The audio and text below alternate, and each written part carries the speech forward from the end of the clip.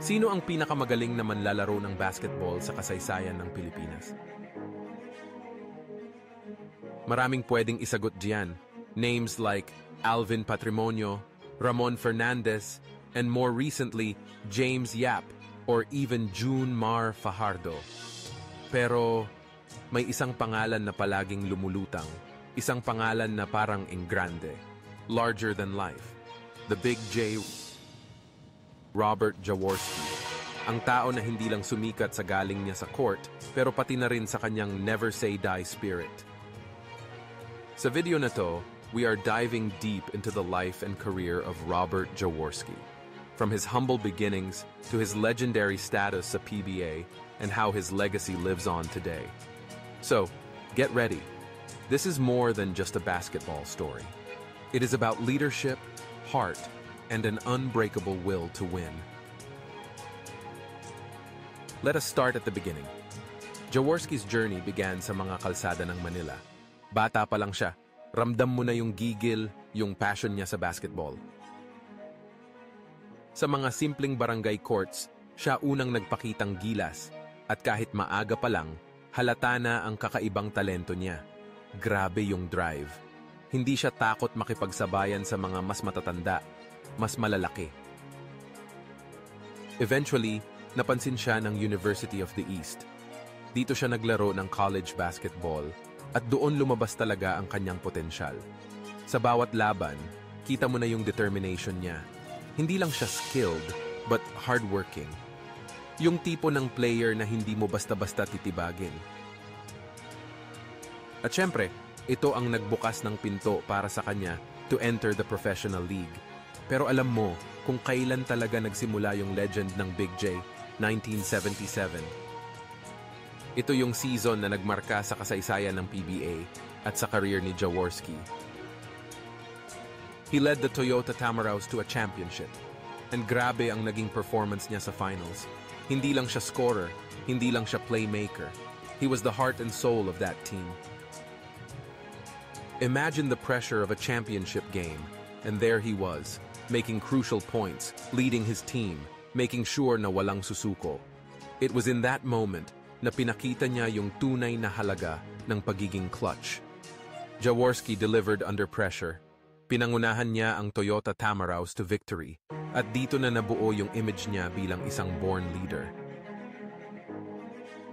Pero kung sa tingin mo tapos na ang kwento, malayo pa tayo, friend. The 1980s, this was Jaworski's golden era. Dito mo makikita ang isang player na naging coach, pero hindi basta coach. He was a player coach for Ginebra San Miguel. Imagine that, leading a team not just from the sidelines, pero habang nasa court ka pa. Pero higit pa dun, siya ang nag-inspire sa team na magkaroon ng never say die spirit. Ano nga ba yung never say die? It is not just a slogan. It is a mentality. Ang ibig sabihin nito, no matter how tough the situation is, hindi ka susuko. Hanggang may oras pa, may chance pa. And this is why Ginebra fans are some of the most passionate fans in PBA history. Dahil sa puso ng team, Robert Jaworski.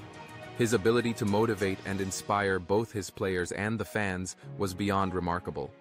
Hindi lang ito tungkol sa basketball skills, it was about heart.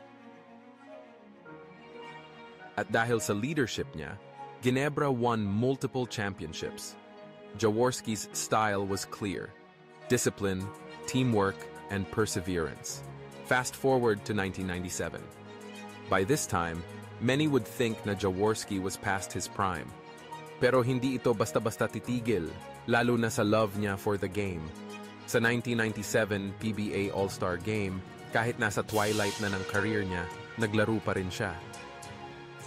And let me tell you, his presence was electrifying. His fans knew this was one of the last times they'd see him play, and he did not disappoint. Yung signature moves niya, nandoon pa rin. Yung intensity, parang hindi siya tumatanda. Jaworski's performance that day was a reminder na once a legend, always a legend. Pero alam mo, yung legacy ni Jaworski hindi lang natapos sa court. After his basketball career, he moved into politics, serving as a senator.